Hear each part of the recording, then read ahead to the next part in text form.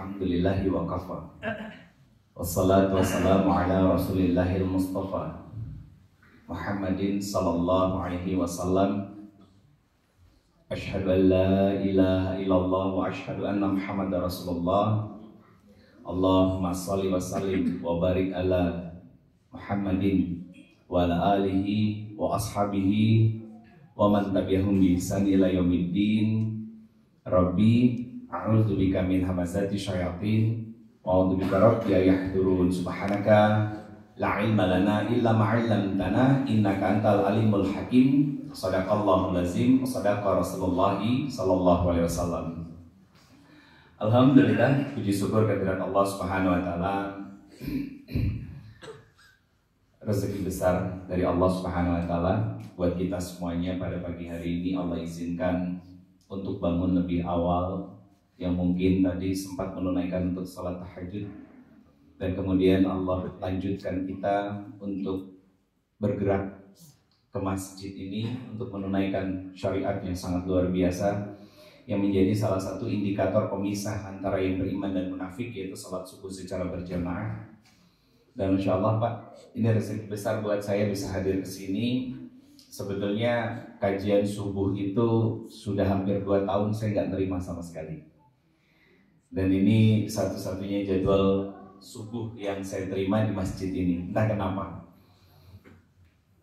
Sekalipun di beberapa stasiun televisi ataupun masjid besar di Jakarta pun tetap saya tolak. Bukan karena nggak mau, tapi saya melihat tubuh saya butuh waktu untuk istirahat. Dan alhamdulillah hari ini bertemu dengan saudara-saudara di Masjid Al-Muhajirin ini. Saya tinggal di Cilenyi Pak. Alhamdulillah tadi malam jam 10:30 baru pulang juga dari Jakarta. Semoga ini bisa menjadi salah satu wasilah silaturahmi dan persaudaraan kita sampai ke surganya Allah Subhanahu wa taala. Salawat dan salam terlimpah curah kepada Rasulullah Muhammad sallallahu alaihi wasallam, sosok yang sangat luar biasa menginginkan keselamatan bagi kita semuanya. Semoga kerinduan dari Nabi dan kesempurnaan cinta dari Nabi bisa berbalaskan pula dengan sempurnanya ikhtiar kita untuk senantiasa taat dan patuh kepada Nabi Sallallahu Alaihi Wasallam, sehingga Nabi Sallallahu Alaihi Wasallam mengenali kita dan mau mengakui kita sebagai umatnya nanti.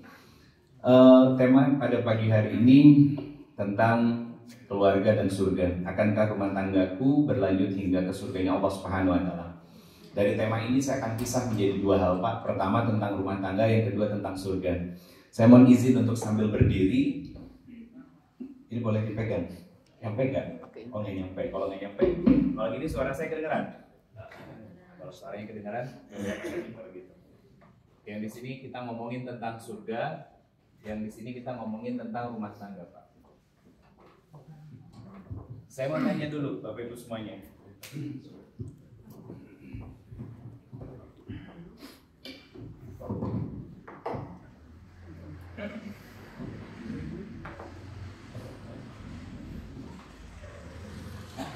Pertama-tama yang saya mau tanyakan adalah,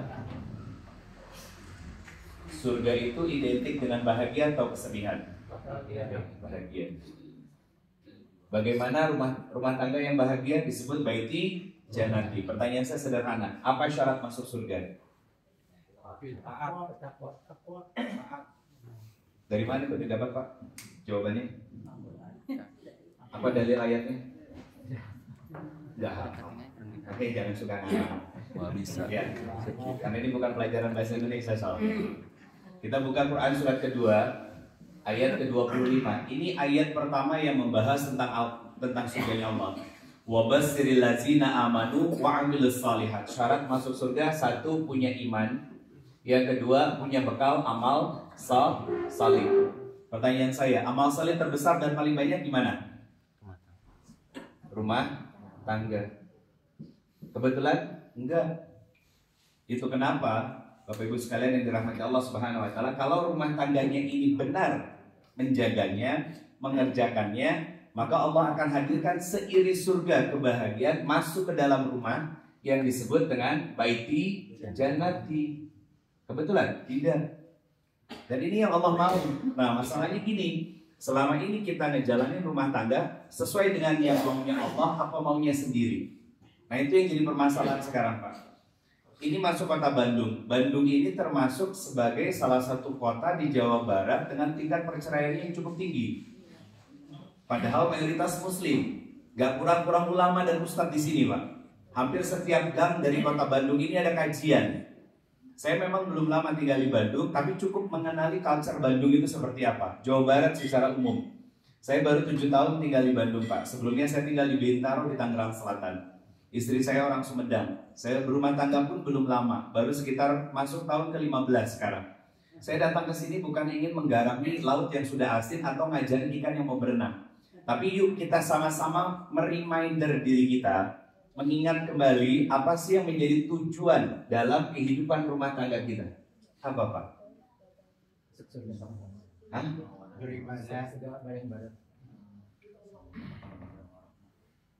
Paling konkret bentuk dari ibadah berumah tangga itu apa? Coba saya tanya, esensi ibadah apa dulu? Menghambakan pada Allah. Terus? Mengagungkan kepada Allah. Terus? Ibadah satu, makin dekat sama Allah. Kedua, merasa nyaman saat melakukannya. Ketiga, merasa tenang setelahnya. Itu ibadah. Makanya di Quran surat ke-30 ayat 21 surat Ar-Rum, apa kata Allah? Wa min ayatihi an khalaqalakum min anfusikum azwaja litaskunu ilaiha. Kenapa Allah menggunakan kata ayat? Ayat adalah segala sesuatu yang membuat kita dekat dengan Allah. Artinya dari ayat ini Allah memberikan isyarat kepada kita bahwa rumah tangga itu harusnya menjadi sarana ibadah paling banyak peluang amal solehnya, sehingga membuat kita semakin dekat dengan Allah, merasa nyaman saat berada di dalamnya, dan tenang saat bersama dengan pasangan kita. Pertanyaan saya, sudah dapat? Terutama para ibu. Bagaimana para suami memperlakukan di rumah yang ahli masjid. Sampai di rumah jangan sampai begitu sarapan, wow, ketawa gitu kan. Di rumah jempling. Nabi mengatakan, khairukum li ahlihi wa ana khairukum li ahlihi, Pak. Sebaik-baiknya laki-laki itu bukan tentang kita siapa di luar. Mau kita seorang pemilik bisnis, seorang direktur, manajer dan lain sebagainya, saya katakan demi Allah, kita nggak punya nilai di hadapan Allah kalau ternyata wanita yang berada di dalam naungan kita, yaitu istri kita dan anak-anak kita, masih terlukai dan menangis, tersakiti karena perilaku kita. Makan hati, jawabannya gitu Pak. Simpelnya begitu. Nah, di mana nilai ibadahnya kalau seperti itu rumah tangganya? Dan bahkan gak sedikit ya, yang terjadi sekarang makin panjang usia pernikahannya, makin biasa aja gitu. Digandeng sama istrinya, ih apa sih Bu, malu sama anak-anak udah gede. Masa kalah sama anak muda yang gak halal, yang kemana-mana, pelukan ketika naik motor. Nah itu yang jadi masalah, di mana nilai ibadahnya coba. Padahal peluang amal soleh terbesar dan terbanyak ada pada rumah tangga Pak. Dari bangun tidur sampai mau tidur lagi, semua isinya peluang pahala dan amal soleh. Bahkan Nabi mengatakan, mohon maaf, jangankan berpegangan tangan dulu Pak, bertatapan ya, wajah ketemu wajah, laki-laki dan perempuan, suami istri. Apa kata Nabi SAW? Allah turunkan rahmat dan kemudian Allah gugurkan dosa di antara keduanya. Sesederhana itu Pak. Pertanyaan saya, jadi amal soleh? Iya. Nah, satu hal yang kita harus tahu, apa syarat sesuatu jadi amal soleh? Satu, niatnya benar. Yang kedua, caranya benar. Cara benar bagaimana? Quran surat ketiga ayat ke-31.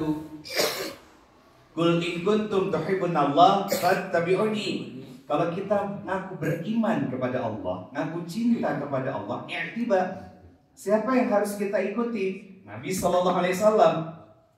Artinya gini, kalau belajar tentang sunnah itu bukan hanya amaliyah, tapi perilaku kita kepada pasangan itu jauh dari hanya sekedar formalitas hubungan suami istri.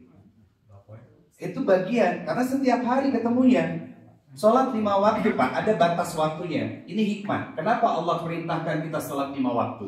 Dimulai dari subuh yang masih gelap. Karena semua muara dari amal soleh adalah hati. Agar apa hati kita? Merasa tenang dan merasa nyaman. Dalam hal apa? Menjalani kehidupan dan peran-peran kita di dalamnya. Peran-peran kita sebagai manusia apa saja? Dari 6.236 ayat, manusia punya 4 peran. 1, sebagai hamba Allah. Yang kedua, sebagai seorang suami dan istri. Yang ketiga, sebagai seorang ayah dan ibu. Yang keempat, sebagai makhluk sosial. Dari 6.236 ayat, Pak, Al-Quran mengkodifikasi 4 peran manusia ini dalam kehidupan. Pertanyaan saya, sebelum jadi suami, sebelum jadi ayah, siapa kita? Hamba Allah. Maka disinilah pembelajaran dari Allah bahwa kenapa kita sholat di waktu subuh yang masih gelap. Karena Allah pengen mengkondisikan hati kita sebelum berjumpa dan beraktivitas dan bertemu dengan dunia. Siapa dunia terdekat kita? Pasangan. Siapa dunia terdekat kita? Anak-anak. Allah pengen menenangkan hati kita. Sehingga ketika seorang suami yang bangun lebih dulu untuk menunaikan sholat malam, sebelum dia berangkat ke masjid, membangunkan istrinya dengan penuh kesabaran. Dipegang istrinya, Salihah, bangun sayang, sudah dekat waktu subuh. Begitu juga seorang istri mengawali dengan sholat tahajud berjamaah, sholat tahajud di rumah, menjelang waktu subuh membangunkan suaminya, sayang, bangun, sebentar lagi Allah akan memanggil untuk menunaikan sholat subuh. Itu 4 rasanya. Itu ibadah itu namanya. Bikin hati nyaman dan tenang. Ini ibadah. Ini rumah tangga yang seperti itu. Qaulan layyina, qaulan ma'rufa, qaulan sadida. Kata-kata yang baik itu mengalir deras di dalam kehidupan rumah tangga kita. Itu rumah tangga namanya. Mohon maaf, coba boleh praktekkan nanti di rumah. Ketika kita marah, semarah-marahnya kita, ibu, keluar semua emosinya. Tapi kalau solehah, seenak Pak, sok, coba ya. Nyangkut di tenggorokan, Pak. Apa pelajarannya? Kata-kata yang baik itu menjaga kita untuk melakukan sesuatu yang jauh lebih rusak dampaknya. Itu bukan sebuah kebetulan. Kenapa Allah perintahkan kita untuk sholat duhur? Allah tahu sudah setengah hari kita berhadapan dengan dunia. Allah pengen mengembalikan apa yang menjadi kondisi hati kita dalam kondisi terbaik, yaitu tenang dan nyaman kembali. Kenapa pada waktu asar dan juga maghrib berdekatan, Pak? Salah satu sunnah Nabi SAW sebelum pulang ke rumah, seorang laki-laki itu disunahkan apa? Salat sunnah dulu ke masjid, cari masjid sebelum pulang. Apa tujuannya, Pak? Biar tidak membawa beban masalah dari tempat kerjanya ke dalam rumah. Karena istri kita nggak tahu apa-apa tentang pekerjaan kita. Begitu pulang ke rumah, tanpa kita sholat, tanpa menenangkan jiwa, tanpa menetralkan hati dan pikiran kita. Begitu istri kita, sayang sudah pulang, diam dulu, papa lagi pusing. Lah kok diam? Karena aku nggak tahu apa-apa, ribut akhirnya kan. Ini kan sesuatu yang sering kita lupakan dan kita anggap remeh. Padahal punya nilai besar dalam menjaga sustainnya hubungan kita dengan keluarga, Pak. Kita pengen rumah tangga ini selaksana surga, tapi kelakuannya kayak ahli neraka. Panas rumahnya. Nah, kenapa Allah syariatkan kita sholat isya? Sederhana. Karena Allah ingin kita merilis semua marah, jengkel, kesel, iri, dengki, hasad, luka yang terjadi di hari itu, agar kita bisa istirahat tanpa mendendam kepada siapa. Pernah terpikirkan sampai sejauh itu? Ini hikmah, Pak, yang kita kerjakan sholat. Kenapa? Ini kan berkaitan dengan Quran surat ke-29 ayat 45. Inna salata tanha anil fahsya'i wal munkar. Salat mencegah kita dari berbuat 2 hal kemaksiatan yang menjadi sumber kerusakan di muka bumi ini. Apa? Fahsya dan munkar. Fahsya, kemaksiatan yang muncul karena syahwat kita. Munkar, kemaksiatan yang karena akal-akalan kita sehingga berdampak pada orang lain. Kan itu yang terjadi. Dan itu menjadi sebab dari rusaknya bumi ini kan, Pak. Termasuk emosi kita yang meletup-letup ketika berhadapan dengan istri yang selama ini mendampingi kita. Padahal kalau ngomongin tentang kekurangan, kita sama-sama punya kekurangan. Quran surat ke-4 ayat ke-19 menjelang akhir dari ayatnya, kata Allah Subhanahu wa taala, wa'asiruhunna bil ma'ruf. Perlakukanlah istrimu dengan cara yang ma'ruf. Ustaz hari ini lagi marah sama kita para suami yang enggak, Pak.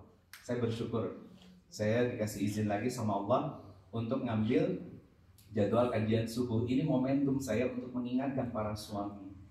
Di Bandung ini, Pak, 85% majelis ilmunya isinya para ummahat. Isinya para ummahat. Dan waktu subuh seperti ini adalah waktu silaturahmi saya dengan para suami. Untuk apa? Untuk meriset ulang apa yang menjadi tujuan dalam berumah tangga kita. Kalau dari ayat ini kan jelas ibadah. Nah, Kalau ibadahnya sudah kita pahami esensinya, pasti akan hadir sakinahnya. Kenapa? Karena kita mampu mengontrol hati dan jiwa kita, sehingga nanti perilaku kita akan ma'ruf kepada pasangan kita. Karena kita sadar bahwa istri saya itu diciptakan oleh Allah dari tulang rusuk yang bengkok. Mau dilurusin secara paksa, pasti patah, didiemin terus bengkok. Salah satu perilaku kebengkokan istri, ya. Salah satu ciri istri yang secara umum mau salah mau benar, dia ngambek dulu, Pak. Itu satu. Yang kedua, kadang istri itu nanya bukan cari solusi tapi cari masalah. Itu bentuk kebengkokan istri. Kalau kita memahami bahwa ini adalah cara Allah untuk melapangkan hati saya, ya, dan ini cara Allah untuk terus memberikan peluang pahala dan kebaikan buat saya, maka kita akan wasiruhunna bil ma'ruf, berperilaku baik kepada mereka. Itu hal yang kadang kita lupakan. Nah, pertanyaannya gini. Kenapa di Quran surat keempat ayat ke-1, kan itu ayat tentang pernikahan juga, Pak. Diawali dengan kata ya yarhamkumullah, takwa. 2 kali di ayat itu kata takwa diulang, Pak. Yang satu penegasan pada manusia diciptakan dari asal muasal yang sepasang. Ini sebetulnya sejalan dengan Quran surat ke-49 ayatnya ke-13, surat Al-Hujurat.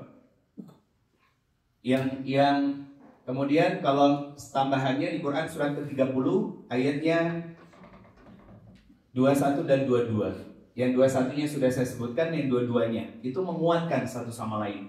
Kata takwa selanjutnya menguatkan tentang apa? Kata Allah kan sederhananya gini, kalian sudah saling meminta atas nama Allah. Saat kapan, Pak? Hijab.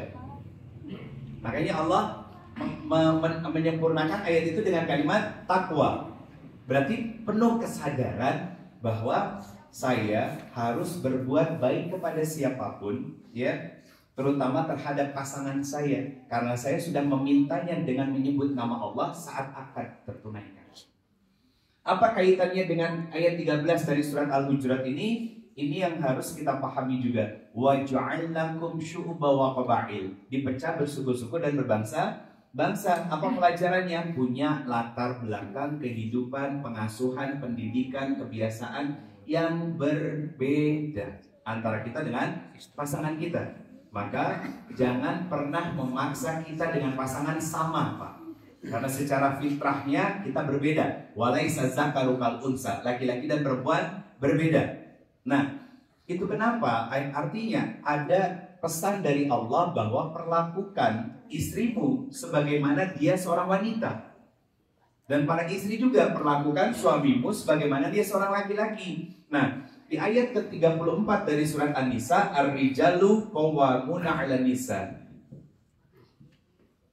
Kata Allah, salah satu tugas utama seorang laki-laki adalah jadi qawwamah. Apa arti qawwamah, Pak?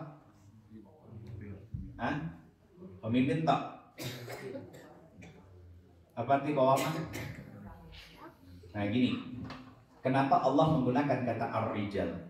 Padahal di ayat ke-13 dari surat Al-Hujurat, ya Yuhannas inna khalaqnakum min zakar wa uns. Zakar itu laki-laki.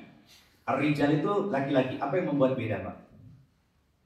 Kalau zakar itu laki-laki secara jenis kelamin. Kalau ar-rijal laki-laki yang punya sifat superlatif, sifat istimewa di dalam dirinya. Makanya laki-laki yang punya sifat istimewa di dalam dirinya, dia layak menjadi qawwamah. Pertanyaannya, apakah setiap laki-laki seorang qawwamah? Belum tentu. Belum tentu, Pak. Karena apa? Kebanyakan para suami hanya mengerjakan tugas yang kedua, apa? Memberikan nafkah. Tapi tidak sanggup menjadi seorang qawwamah. Secara sederhana, saya menerjemahkan kata qawwamah itu adalah teladan dalam ketaatan dan kecintaan kepada Allah dan Rasulnya. Itu ar-rijal. Jadi sebelum dia merintahkan istrinya, Pak, dia sudah mempraktekkan dan memberikan keteladanan kepada istrinya. Bukan hanya sekedar nyuruh, tapi ngajak. Bukan mukul, tapi juga merangkul, mengajak sama-sama ke surganya Allah Subhanahu wa taala. Karena syariat salat turun ke bumi, saya belum menemukan dalil nanti di surga akan sholat. Di bumi kita puasa, saya belum bertemu dalil nanti di surga puasa. Tapi di bumi kita menikah, Allah bentangkan banyak dalil di dalam Al-Quran bahwa pernikahan itu bisa kok sampai ke surganya Allah. Di antaranya di surat At-Tur ayat 21, dan kemudian ada di ayat yang lain surat ke-13 ayat 22, 23, 24. Bukan hanya kita sendiri sama pasangan, Pak, tapi sama keluarga kita, anak cucu keturunan kita. Berarti kita sukses membangun keluarga surgawi di dunia, sehingga Allah bangunkan istana di dalam surga untuk kita dan keluarga kita. Bahkan di ayat ke-23, malaikat berbaris di depan pintu surga menyambut kita dengan kalimat Assalamualaikum bima sabartum. Salam kebahagiaan buat kalian yang sudah sabar sebagai sebuah keluarga untuk saling mengingatkan, menjaga dalam kebaikan-kebaikan dan ketaatan kepada Allah dan Rasulnya. Ini yang dijanjikan oleh Allah atas semua kesabaran yang pernah kalian lalui. Pertanyaannya, apa amalannya mereka? Quran surat ke-20 ayat 132. Mereka tetap sujud dan sholat kepada Allah dan saling mengingatkan untuk mengerjakan sholat di rumah-rumah mereka atau di masjid-masjid. Kenapa sholat? Yang dijadikan salah satu amalan utama keluarga, karena dampak dari sholat itu bukan hanya sekedar kita melepas kewajiban, tapi sholat mampu mengkondisikan hati kita mereset ulang segala kegelisahan, capek, penat, lelahnya kita dalam kehidupan kita, Pak. Di urusannya dunia itu di sholat. Makanya Nabi mengatakan kepada Bilal, "Ya Bilal, arihna bis sholat." Tenangkan kami, wahai Bilal, dalam sholat. Karena sholat itu harus menghadirkan ketenangan, Pak. Ketika di masjid merasa tenang, pulangnya nyaman menjadi seorang laki-laki yang mampu menghadirkan kenyamanan buat istri dan anak-anak di rumah. Ini bukan hanya sekedar pulang ke rumah, capek setelah kerja, gogoleran, HP-an, makan, ketiduran. Tapi menjadi seorang suami dan menjadi seorang ayah. Menjadi seorang suami berarti menjadi teman dengar bagi istri dengan semua kelelahan dan aktivitas di rumahnya. Menjadi seorang ayah berarti teman bermain buat anak-anaknya. Bukan ketika anak datang, Abi, aku nggak ngerti, tolong ajarin ini. Sebentar nak, Abi lagi meeting, ngobrol sama Umi aja. Umi ya dideketin, Umi, aku nggak ngerti, tolong ajarin, kata Abi suruh ke Umi. Bentar nak, Umi lagi ngobrol sama bestinya Umi. Sekali dua kali mungkin masih oke, Pak. Tapi kalau berminggu berganti bulan berganti tahun, maka jangan salahkan siapa-siapa kalau ternyata anak-anak kita lebih akrab dengan orang lain daripada dengan kita sebagai orang tuanya. Saya mau tanya, ada anak nakal nggak, Pak? Ada anak durhaka nggak? Hah? Ada? Masya Allah. Seorang ayah datang ke Khalifah Umar bin Khattab, bawa putranya. Wahai Amirul Mukminin, tolong nasihati putra saya karena dia sudah durhaka kepada saya sebagai orang tuanya. Dinasihati banyak tuh tentang birrul walidain. Kemudian anaknya bertanya kepada Umar bin Khattab, wahai Amirul Mukminin, apa hak seorang anak dari bapaknya? Disebutkan 3. 1, mencarikan ibu yang salihah. 2, memberikan nama yang menjadi doa dan harapan dari orang tua. Yang 3, ajarkan kitab Allah. Apa kata anak ini? Ibu saya seorang majusi, bagaimana saya bisa mengenal Allah sedangkan dia tidak bertauhid? Yang 2, bagaimana nama yang melekat di tubuh saya bukan nama yang menjadi gambaran harapan dan doa dari orang tua saya. Yang 3, bagaimana saya bisa mengenal Allah karena sepanjang umur saya tidak pernah diajarkan kitab Allah oleh bapak saya. Apa kata Umar? Sebelum anakmu durhaka kepada engkau telah lebih durhaka kepada anak. Siapa yang ngajarin Quran anak kita? Guru ngaji, guru TPA. Nah, itu gambaran kedurhakaan kita. Itu gambaran kedurhakaan kita. Bukan sekarang. Anak-anak kecil seperti itu masih dalam fitrahnya. Nanti 20 tahun yang akan datang, Pak, yang kita akan memanen apa yang kita tanam sekarang. Makanya di dalam Al-Quran surat Abbas ayat 27, cinta itu diilustrasikan oleh Allah dengan kata habba. Apa arti habba? Benih, Pak, biji yang ditanam. Kan nggak mungkin begitu ditanam langsung berbuah lebat. Tapi butuh proses, dijaga, dirawat, dipelihara, dipupuk, dibuang hama-hama yang akan merusak tanaman tersebut. Bagaimana cara menjaganya? Dengan ilmu. Sama dalam keluarga, cinta itu akan terus tumbuh atau semakin hilang. Itu tergantung bagaimana kita merawatnya. Dengan apa merawatnya? Dengan ilmu. Nabi SAW beserta dengan keluarganya, semakin panjang usia pernikahannya, semakin harmonis, semakin romantis. Orang Indonesia, kaum muslimin di dunia, walaupun tidak semuanya, tapi mayoritas semakin panjang usia pernikahannya, semakin masing-masing di dalam rumah. Semakin hancur, Pak. Iya, ini kan PR besar loh. Padahal Allah mengatakan zalikal kitabul la raiba fihi hudal lil muttaqin allazina yu'minuna bil ghaib wa yuqimunas shalah. Al-Qur'an itu kalau sungguh-sungguh kita pelajari dan kita jadikan pedoman hidup, maka akan menjadi hamba yang bertakwa. Betul, salah satu jalan menuju surganya Allah adalah dengan jalan takwa. Tapi bagaimana menggapai ketakwaan itu? Lewat amal soleh. Lewat amal soleh. Dan diantara ciri orang yang bertakwa, kenapa ayat pernikahan itu tentang takwa? Saya buka di sini, Quran surat ketiga ayat 133 sampai 134.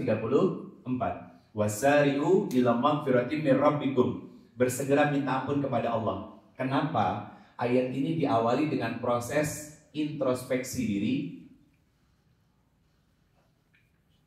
Karena dari kita, ya ada yang gak punya salah, Pak.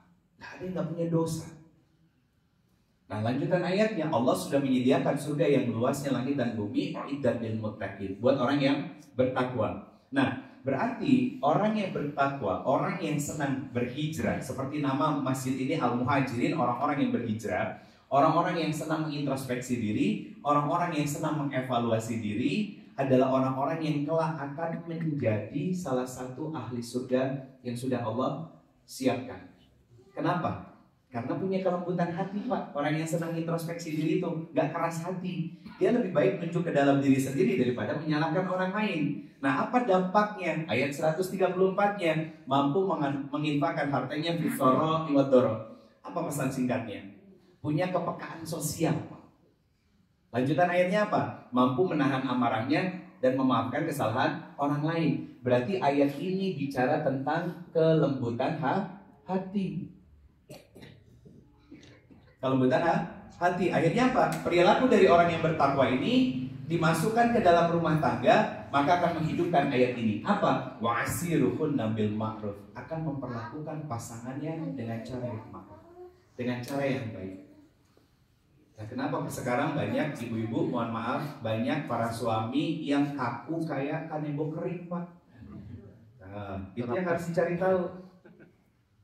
Kenapa banyak para suami yang kaku, kayak kanebo kering, cuek, ya kan, egosentris, apalagi makin bertambah usianya, udah kepala 5, kepala 6, kepala 7, makin sensitif dan lain sebagainya? Jawabannya sederhana. Dia punya hutang pengasuhan. Pernah dengar tentang ini, Pak? Ini berkaitan dengan Quran surat ke-30 ayat 30. Hutang pengasuhan. Kenapa perilaku kita sekarang seperti ini terhadap istri? Karena kita menduplikasi perilaku bapak kita kepada ibu kita dulu. Itu hutang pengasuhan. Dan hutang pengasuhan itu sudah ada sejak zaman dulu, Pak.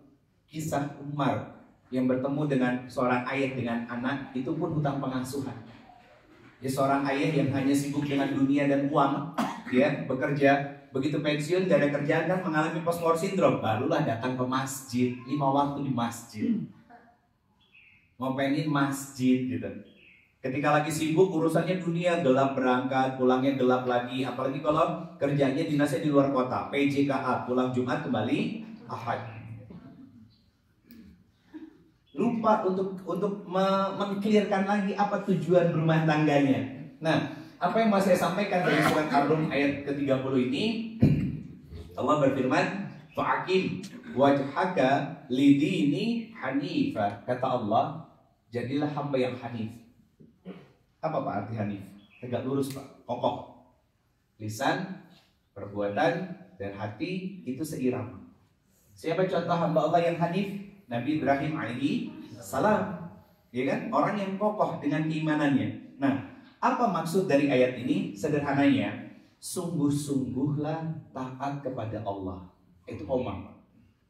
Lanjutan ayatnya apa? Allah menciptakan manusia dengan fitrah. Fitrah. Apa fitrah manusia? Di antaranya Quran surat ke-7 ayat 172. Bagian tengah dari ayatnya Allah berfirman, Alastu birabbikum. Bukankah aku adalah Rabb? Pertanyaannya gini Pak, kenapa Allah menggunakan kata Rabb? Karena kata Rabb itu mewakili semua sifat Allah Pak. Jadi seolah-olah Allah tuh saat menyampaikan dialog ini saat kita berada di dalam rahim ibu kita saat usia 4 bulan, seolah-olah Allah tuh mengatakan begini, alastu birabbikum, bukankah aku adalah Allah yang menghidupkanmu dengan sebelumnya mematikanmu? Aku yang menetapkan takdir-takdir bagimu. Akulah Allah yang menetapkan rezeki, jodoh, kehidupanmu. Kapan kau bahagia, tertawa, sedih, terluka, kecewa, dan lain sebagainya. Apa jawab kita? Qalu bala syahidna. Maka fitrah pertama kita adalah iman. Pertanyaan saya, iman itu kebaikan apa keburukan? Kebaikan. Iman adalah cahaya. Berarti setiap bayi yang terlahir itu sesuai dengan fitrahnya. Itu kata Nabi SAW. Maka orang tuanya yang menjadikan seseorang itu Nasrani, Majusi, dan Yahudi. Nah, bukan secara religiusitas saja Pak, tapi yang paling bahaya adalah sifat yang melekat di dalam diri anak-anak itu, yang sekarang membentuk diri kita menjadi seperti sekarang. Contoh, apa sifat orang Yahudi? Pengecut. Banyak nggak anak-anak yang pengecut? Introvert. Aduh Pak, aku nggak berani. Aduh Ma, aku takut. Itu orang tuanya yang membuat itu. Sehingga akhirnya ketika besar menjadi seorang suami, sok kumaha mama we. Setiap dimintain pendapat, kumaha mama we sok atuh. Gitu. Itu bentuk kepengecutannya Pak. Itu yang disebut dengan hutang pengasuhan. Pernah mengkaji sampai sejauh ini Pak? Mengenali diri kita? Ini babnya tazkiyatun nafs Pak.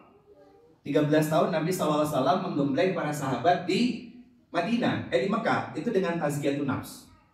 Untuk mengenali fitrah-fitrah mereka masing-masing. Akhirnya apa? Begitu hijrah ke Madinah, syariat berangsur-angsur turun untuk dilengkapi semuanya oleh Allah. Bagaimana perilaku para sahabat? Sami'na wa ata'na. Ini pola Pak, yang sebetulnya sudah disampaikan oleh Allah di Quran surat ke-62 Al-Jumu'ah ayat kedua. Itu pola pendidikan diri kita. Baca ayat, ditadaburi, mentazkiyah diri, mengkaji hikmah setelah itu. Dari kisah orang-orang terbaik dahulu. Nah itu akhirnya dibersihkan wadah-wadahnya. 13 tahun para sahabat itu dibersihkan wadah-wadahnya Pak. Sehingga begitu hijrah ke Madinah menjadi kaum muhajirin. Nah orang zaman sekarang ngajinya udah langsung syariat gitu kan. Akhirnya apa? Akhirnya guntreng ribut satu sama lain. Kenapa? Karena bermasalah hatinya. Ada penyakitnya. Nah kalau para sahabat dulu nggak seperti itu. Ini pola pendidikan yang harus kita terapkan ke dalam diri kita sendiri. Bahkan yang terjadi sekarang, hampir setiap majelis ilmu diisi oleh hamba-hamba Allah yang ngaji. Tapi begitu ngomongin syariat, nanti dulu kayak contoh para istri. Ibu, salah satu kewajiban seorang istri adalah taat kepada suaminya tanpa tapi. Kayak Ustaz, suami yang kayak gimana dulu? Akhirnya apa? Bukan samina watona kan? Tapi malah samina wa nanti dulu. Bisa seperti itu. Karena perintah Allah itu ditangkapnya pakai iman, bukan pakai perasaan. Maka kaidah hidup ini pun disimaknya bukan pakai telinga, bukan pakai mata, tapi pakai iman kita. Yang akhirnya apa? Akhirnya menyadarkan kita bahwa kehidupan rumah tangga itu bukan hanya sekedar bikin anak, berubah status yang tadinya single menjadi seorang suami atau istri, kemudian punya anak menjadi ayah dan ibu, tapi sebuah perjalanan besar menuju kepada Allah dengan ibadah-ibadah yang banyak di dalamnya. Bahkan pegangan tangan antara suami istri itu bernilai ibadah. Seorang suami memuji masakan istri, makasih ya sudah jadi seorang istri dengan puluhan tahun, pendampingan luar biasa, jatuh bangun kehidupan kita, mama selalu sabar nemenin abah dan lain sebagainya. Itu ibadah kan apa? Pertanyaan saya, pasok itu marah. Isin. Itu kan, makanya kan saya bilang ya Bu ya, kaku jika kanebo garing. Kita tuh punya luka Pak. Makanya saya selalu menyampaikan begini, jangan menzolimi orang, melukai orang karena kita pernah terluka dulunya. Sekasar-kasarnya seorang Abizar Al-Ghifari Pak. Tahu Abizar Al-Ghifari Pak? Mantan perompak, begal Pak. Jadi dari Bani Ghifar. Itu perompak gurun pasir. Kalau di laut bajak laut, ini bajak gurun. Ketika sudah menikah Pak, sudah menikah, kehidupannya kan sangat sederhana, luar biasa ya. Itu sama istrinya Masya Allah, Pak. Harmonisnya, bahagianya. Bahkan seorang Abi Dzar Al-Ghifari ini mampu ya memberikan pujian-pujian kepada istrinya yang sangat solihah, luar biasa. Sangat luar biasa kehidupan mereka. Cari aja sirahnya, itu luar biasa. Nah kita kan bukan seorang mantan begal, ya, bukan mantan begal.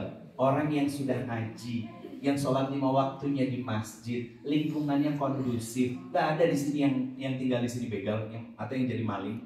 Nggak ada. Kondusif lingkungan kita, Pak. Terus pertanyaan saya, kenapa hati kita masih mengeras untuk mengapresiasi istri? Biar gambarannya konkret, hafalkan kisah seorang Umar ketika pulang ke rumah istrinya cerewet dan hanya didengarkan. Umar, Pak, yang jangankan manusia, setan aja takut kalau tahu itu bekas langkah jejak kaki Umar. Rela belak putar arah, Pak. Yang ditakuti oleh musuh-musuh Allah itu Umar. Sampai di rumah istri cerewet karena apa? Karena Umar tahu istrinya sudah lelah dan capek. Makanya saya bilang begini, Pak. Kalau punya istri cerewet dan bawel, bersyukur, Pak. Kenapa? Berarti dia itu bahagia sama Anda sebagai suami. Yang bahaya itu kalau istri mendadak menjadi seorang pendiam. Horor, Pak, rumah teh. Pasti ada sesuatu kan. Kalau ditanya, ayo mama teh kenapa dari tadi di meja? Enggak apa-apa. Nah itu kan lagi butuh perhatian, Pak. Coba diluasin gitu, Pak. Kan tahu ya, Pak, kanebo kering, Pak. Nah, mau yang harga 100.000 ataupun 1 juta, kalau kering diusap ke bodi mobil, lecet, Pak. Gimana cara manfaat kanebo kering itu? Dibasahin. Bagaimana cara hati yang keras, kaku, biar punya manfaat? Dibasahi dengan ilmu dan ibadah-ibadah berkualitas yang kita kerjakan kepada Allah. Kan ilmu itu air, Pak, yang akan melembutkan hati. Dan setiap amal soleh itu muaranya adalah hati. Maka kalau kita serajin ke masjid, berarti harusnya pulang ke rumah semakin lembut hatinya, semakin bagus lisannya, semakin indah akhlak dan perilakunya kepada istrinya. Itu qawamah, Pak. Itu qawamah. Yang akhirnya apa? Hadiahnya Allah turunkan seiris surga ke dalam rumah yang disebut dengan baiti jannati. Bukan rumahku adalah nerakaku, bukan. Punten, saya yakin insya Allah di sini keluarganya harmonis, sakinah, mawadah semuanya. Suaminya adalah suami yang solih semuanya, sehingga istrinya juga menjadi istri yang bahagia. Terlihat kok dari wajah-wajahnya gitu kan. Di luaran sana, Pak, punten, kenapa ada istri yang lebih senang nongkrong pindah dari satu kafe ke kafe yang lain, dari satu mall ke mall yang lain, menghabiskan waktu menjadi seorang yang ingin dianggap sebagai seorang yang punya interaksi sosial luas. Bahasa sederhananya sosialita. Bukan berarti dalam konteks negatif ya, karena sosialita ini juga kegiatan sosialnya banyak, Pak. Tapi kita cari dari sisi psikologisnya. Kenapa banyak wanita yang berpindah-pindah tempat nongkrong dengan teman-temannya, ya, bawa barang-barang branded, barang-barang mahal yang niatnya nggak mau pamer, tapi perilakunya kelihatan kalau itu lagi pamer, gitu. Jawabannya sederhana, mereka lagi cari kesenangan di luar rumah karena tidak mendapatkan kebahagiaan di dalam rumah. Kenapa sekarang majelis ilmu di Bandung ini banyak diisi oleh para ibu-ibu? Mohon maaf, Pak, saya pakai kata-kata ini. Karena banyak suami yang bodoh ilmu agama. Makanya ibu nyari tempat untuk belajar ilmu agama. Padahal seorang qawamah itu pendidik utama di dalam rumah. Itu fakta, Pak. Dan dulu kalau misalkan kita ngomongin tentang sunnah ya, surah nabawiyah, yang ngaji sama Nabi itu para ummahat apa para suami? Hah? Yang ngaji sama Nabi para ummahat apa para suami? Para suami, Pak. Halaqah ilmu itu suami isinya. Para ummahatnya di mana? Di rumah.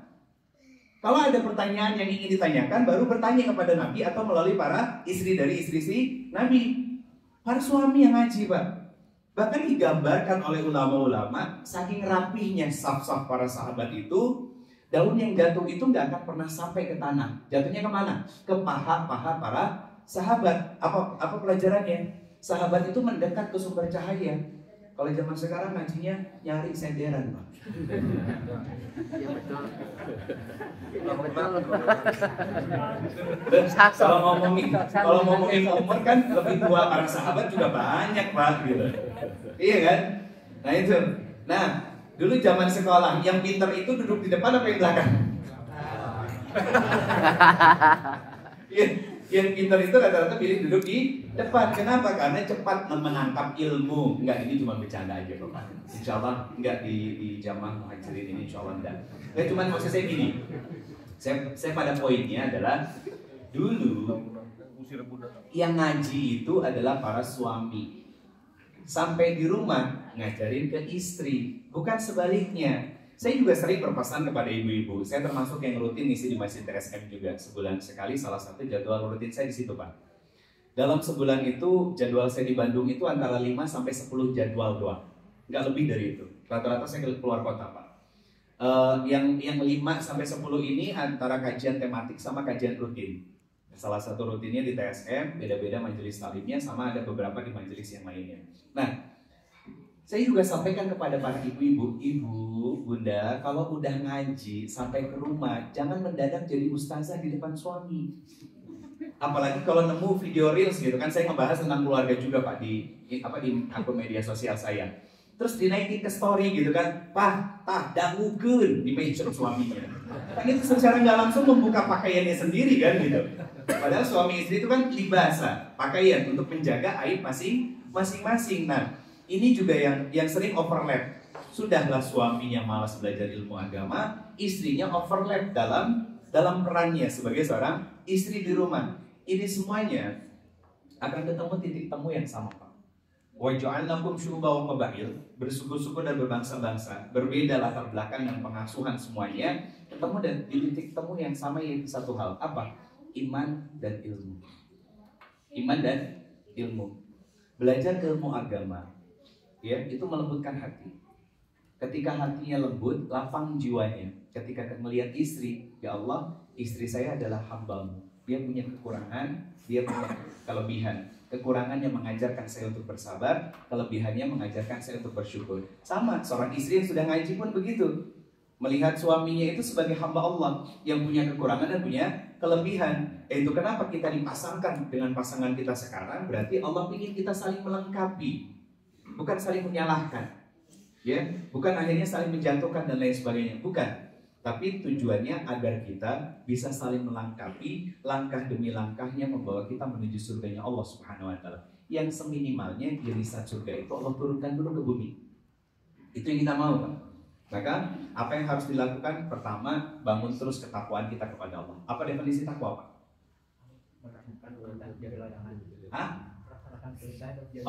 Melaksanakan perintah Allah dan menjauhi larangan Allah. Itu betul, tapi belum sempurna. Sederhananya takwa itu adalah membangun hubungan yang baik dengan Allah lewat apa? Lewat segala amalan-amalan yang Allah perintahkan dan ikhtiar meninggalkan apa-apa yang Allah larang. Berarti punya hubungan yang baik dengan Allah. Iya. Kalau punya hubungan baik dengan Allah, saya mau tanya, mau menyakiti hambanya Allah? Tidak mungkin. Sama halnya seperti saya misalkan baik dengan Bapak. Ya, saya mau nyakitin anak Bapak, nggak mungkin. Saya mau mengkhianati Bapak, nggak mungkin. Nah itu takwa. Jadi punya hubungan yang baik dengan Allah. Dia kenal Allah, dia tahu Allah, dia paham tentang Allah. Maka dia nggak akan pernah mau menyakiti hambanya, terutama istrinya, terutama suaminya, terutama anak-anaknya. Kenapa?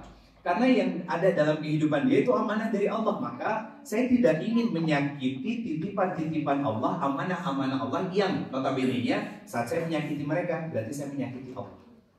Itu kesadaran takwa, Pak. Pertanyaan saya, apakah setiap muslim yang sholat 5 waktu di masjid ini bertakwa? Belum tentu. At-taqwa hahuna, takwa di dalam hati. Bagaimana proses aktualisasi dari takwa di dalam hati itu? Akhlak, perilaku, sikap, ucapannya baik dan istimewa. Gambarannya, saya mundur sedikit Pak. Di surat Al-Hujurat ayat ke 10, saya ambil yang ayat 11-12-nya. Surat 49 ayat 11 sampai 12. Tentang apa? Hak saudara, hak sesama muslim. Satu, nggak boleh saling mengolok-olok. Termasuk ini di dalam rumah tangga tuh nggak boleh. Apalagi sampai merendahkan istri kita atau suami kita. Yang kedua, gak boleh saling mencela satu sama lain. Kamu tuh jadi istri gak becus dan lain sebagainya. Nah, orang-orang yang seperti itu tuh punya penyakit dalam jiwanya, Pak. Penyakit yang paling populer sekarang disebut dengan istilah NPD, Narcissistic Personality Disorder. Ini penyakit yang bermuara dari hutang pengasuhan yang tidak tuntas dan dia tidak sadar kalau dia sakit. Ya. Kemudian yang ketiga, tidak boleh saling berprasangka satu sama lain. Yang keempat, nggak boleh saling mencari-cari kekurangan. Menuju di mana? Kenapa gitu? Ya Allah, saya pengen cerita suami saya, ya Allah, jadi ujian beneran dalam hidup saya. Kayak ini. Kan biasanya begitu ibu-ibu kan gitu. Itu nggak boleh saling mencari kekurangan. Yang kelima, nggak boleh saling menggunjing. Menggunjing itu kenapa dilarang? Kalau benar jadinya ghibah, kalau salah jadi fitnah, nggak ada kebaikan sama sekali. Makanya ibu-ibu, kalau ada masalah sama pasangan, bapak-bapak juga, di ayat ke-35 dari 34-35 tadi surat An-Nisanya, kalau ada masalah cari orang alim yang adil, ngerti tentang manajemen konflik, ngerti tentang keluarga. Untuk apa? Minta nasihat sama mereka. Bukan malah ibunya juga update status, ya Allah, sebel deh. Ditulis sebel deh dengan harapan suaminya baca, gak bakalan dibaca sampai 24 jam statusnya turun. Jangankan status kayak begitu, istri ngirim reels di Instagram aja belum tentu dibuka. Dibuka DM-nya tapi gak mungkin ditonton. Kan itu fakta gitu. Ya ini sebagian kecil mungkin gak main media sosial gitu. Cuman saya ngomongin tentang fakta di luaran Pak gitu. Ini pelajaran besar bahwa Allah pengen membangun ketakwaan di dalam diri kita agar Allah hadirkan seiri surga dalam kehidupan kita. Dengan cara apa? Dengan cara menjaga hak-hak dalam kehidupan rumah tangga kita, antara kita dengan pasangan kita. Salah satu di antara haknya apa? Ini, tidak boleh melakukan hal ini. Apalagi hak dari pasangan kita, wa'asiruhunna bil ma'ruf. Perlakukan pasangan kita dengan cara yang baik. Kemudian apalagi haknya di Quran surat ketiga ayat 134.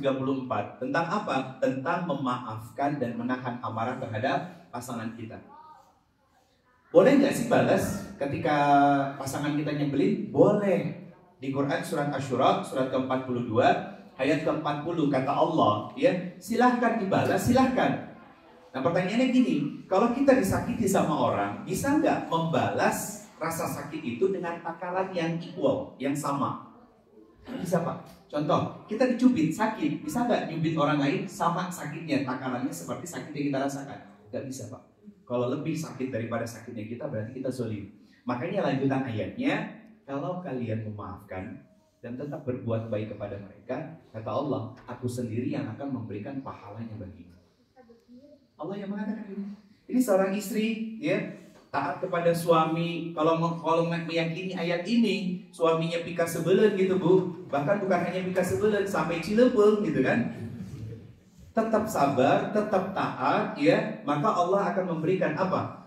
Kebebasan dari siksa kubur dan 8 pintu surga dibuka semuanya. Tapi Ustaz, suami saya bla-bla-bla. Ibu bakal insecure nanti kalau ketemu Asia. Apa maksudnya insecure? Malu. Dan suami kita kan bukan Fir'aun Bu. Iya, betul kan? Nah atau bisa sabar terus. Iya kan? Kayak dibilangin suami bukan Fir'aun, betul. Kenapa gak bisa sabar? Nah itu masalahnya Ustaz. Ya Anda yang bermasalah. Itu PR Pak. Suami juga sama. Suami juga sama. Jangan sampai ya kita berperilaku semena-mena dan seenaknya sama istri. Karena Allah akan bertanya kepada kita tentang bagaimana cara kita memperlakukan istri kita. Di sini ayatnya ayat tentang qawamah dan nafkah. Kalau seorang suami bisa jadi qawamah di Quran surat An-Nisa ayat 34 tadi, ya. Kemudian dia bisa memberikan nafkah. Konsep nafkah kan halalan thayyiban. Quran surat Al-Baqarah ayat 168 dan Quran surat Al-Baqarah ayat 172. Saya ambil dua itu yang berdekatan. Ya. Maka ketika seorang suami jadi teladan di rumah, dia jadi pengajar yang istimewa di dalam rumah karena punya wawasan ilmu yang luas dan memberikan rezeki-rezeki yang halal dan thayyib kepada istrinya. Lihat lanjutan ayatnya. Wasalihatu, istri menjadi wanita yang salihah. qanitatu. Akhirnya dia mau taat kepada suaminya sebagai bentuk cintanya kepada Allah. Makanya dia taat tanpa tapi kepada suaminya. Hafizatul lil ghaib. Dia jaga kehormatannya, dia jaga kesuciannya, dia jaga nama baik keluarganya, tidak membuka aib suaminya sama sekali. Akhirnya apa? Bima hafizallah. Allah yang menjaga wanita-wanita istimewa ini karena suaminya menjaga hak-hak Allah hidup di dalam keluarga itu. Makanya gini, kenapa ada seorang istri yang hobinya buka aib suami, cerita ke sono sini, bahkan lebih kencang daripada suara toa masjid, gitu kan? Kegambar dari sini Pak, berarti sebagai seorang suami belum menjadi teladan dalam kebaikan di dalam rumah. Dan cek, jangan-jangan ada nafkah yang statusnya tidak jelas dikasih oleh seorang suami kepada istrinya. Itu PR kita, membangun ketakwaan kepada Allah Subhanahu wa Ta'ala, sehingga kita bisa memperlakukan pasangan kita selayaknya dia harus diperlakukan sebagai seorang hambanya Allah Subhanahu wa Ta'ala. Itu yang bisa saya sampaikan Pak pada kesempatan pertama ini. Saya berharap amal soleh yang kita lakukan dan kita kerjakan bukan hanya sebatas melepas kewajiban saja, tapi semoga itu bisa menjadi lentera paling terang dalam hati kita untuk menjadikan diri kita menjadi hamba yang bertakwa di sisi Allah Subhanahu wa Ta'ala. Dan akhirnya Allah hadirkan seiris surga dalam kehidupan rumah tangga kita. Karena gini, keluarga itu adalah investasi jangka panjang. Dikatakan ibadah terlama karena memang di dalamnya berisi tentang interaksi yang membuat kita dekat dengan Allah atau justru menjauhkan kita dari Allah. Itu keluarga. Gak sedikit Pak, mohon maaf, saya bukan julid atau apapun. Jangan sampai kita terang di luar rumah, tapi gelap di dalam rumah. Jangan sampai nama kita besar di luar rumah, tapi ternyata istri dan anak-anak kita mengabaikan tentang diri kita. Sedih rasanya Pak. Kita mulai semua kebaikan itu dari rumah. Nabi pun melakukan hal yang demikian. Kita adalah umat Nabi dan kita pun diminta oleh Allah untuk i'tibar kepada Nabi SAW. Agar apa? Agar segala kebaikan yang kita lakukan menjadi catatan amal saleh untuk kita dan juga keluarga kita. Sehingga pernikahan yang ada di bumi ini Allah izinkan untuk kembali berkumpul berkeluarga di dalam surganya Allah Subhanahu wa Ta'ala. Karena waktunya sangat terbatas, jadi saya sampaikan hanya satu poin saja tentang membangun ketakwaan, membangun hubungan yang baik antara kita dengan Allah, sehingga kita berusaha untuk tidak menyakiti setiap titipan-titipan dan amanah-amanah dari Allah, karena itu akan menyakiti Allah juga, karena akan membuat Allah marah kepada kita. Pak, saya katakan begini, mungkin istri kita tidak bekerja, tapi aliran rezeki yang kita terima setiap harinya itu bisa jadi karena lahir dari kelapangan hati istri kita untuk selalu menerima rizki yang ada di tangannya, sifat qanaahnya dia munculkan, dan aliran dari doa-doa yang dipanjatkan oleh dia ketika kita nggak tahu dan saat berangkat bekerja. Dia sudah mencium tangan kita berpamitan, ya, kita kecup keningnya, kita berangkat kerja. Istri kita memilih untuk mengambil wudu dan menghadap kepada Allah. Ya Allah, jaga suamiku. Hadirkan dan hadiahkan rezeki yang halalan thayyiban dalam setiap ikhtiarnya. Tunjukkan pandangannya ya Allah, jaga hatinya dari sesuatu yang Engkau tidak ridho dan aku pun tidak ridho terhadapnya. Ridhoi semua ikhtiar yang dia lakukan, dan ya Allah, jangan pernah kau izinkan suamiku untuk membawa rizki ke rumah kami kecuali rizki-rizki yang halalan thayyiban. Itu doa yang selalu dilakukan sama istri kita, Pak. Ya mungkin mohon maaf lupa dan luput untuk kita apresiasi. Maka yuk belajar melembutkan hati, membasahi hati kita dengan ilmu seperti pada pagi hari ini, dan juga amal soleh yang selalu kita lakukan. Agar apa? Agar irisan kebahagiaan dalam kehidupan kita bersama dengan keluarga kita itu semakin konkret dan nyata berupa surga yang akan membahagiakan antara kita dan keluarga kita. Jazakumullah khairan katsir, mohon maaf lahir dan batin. Nanti saya nggak bisa ikut sarapan lama Pak. Iya, saya insya Allah ikut sarapan tapi nggak bisa lama karena siang ini saya ngelihat ada yang pakai peci Al-Fatih. Betul? Antum? Bukan? Oh, kirain. Kebetulan putri saya sekolahnya di Kutab Al-Fatih. Siang hari ini setiap bulan itu selalu ada agenda kajian bulanan orang tua. Jadi saya tetap ngaji Bapak. Saya tetap ngaji. Bukan hanya karena dari sekolah anak saya, tapi juga saya mendatangi guru-guru saya untuk ngaji. Talaki langsung. Gak perlu lama sebetulnya ngaji itu. Yang penting adalah pengamalan dari ilmu yang kita dapatkan. Karena makin lama itu makin jenuh juga Pak. Sahabat mengatakan kita gak boleh sering-sering untuk belajar. Yang paling penting kenapa? Yang paling penting adalah mengamalkan dari ilmu yang kita miliki. Sedikit tapi diamalkan itu lebih baik daripada banyak tapi tidak diamalkan sama sekali. Yang lebih bagus lagi, belajar ilmu agamanya rutin tapi mengamalkannya juga hebat. Itu yang paling istimewa. Semoga Allah merahmati kita, memaafkan segala kekurangan kita dan keterbatasan diri kita, dan Allah hadirkan sakinah dalam kehidupan rumah tangga kita sehingga kebahagiaan bukan hanya dirasakan di dunia tapi juga sampai di dalam surga Allah Subhanahu wa taala. Hadanallahu wa iyyakum ajma'in. Kita tutup dengan mengucapkan hamdalah, istighfar dan doa kafaratul majelis. Alhamdulillahirabbil alamin. Astaghfirullahalazim, astaghfirullahalazim, astaghfirullahalazim. Subhanakallahumma wa bihamdika asyhadu an la ilaha illa anta astaghfiruka wa atubu ilaik. Jazakumullahu khairan katsir. Wallahu a'lam bishawab. Assalamualaikum warahmatullahi wabarakatuh.